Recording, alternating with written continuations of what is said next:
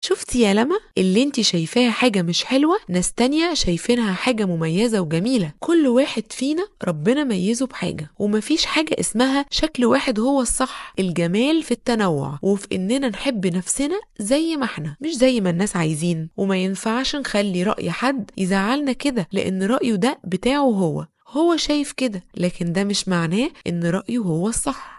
لما بصت في المراية ورجعت تسيب شعرها على طبيعته، وقالت لنفسها كل يوم في المراية أنا جميلة وشعري جميل وده جزء مني ومش هتضايق منه تاني أبدا. ومن يومها لما رجعت تحب نفسها وشعرها أكتر من الأول، وحست قد إيه هي مميزة بالذات بسبب شعرها. ويوم العرض المدرسي بعد ما خلص وكل الناس سقفت لما سمعت صاحبتها بتقول لمامتها يا ماما أنا عايزة أعمل شعري كيرلي زي لما فرحت قوي وقالت شكرا يا رب إنك خلقتني بحاجة كل الناس نفسها تعملها زيي.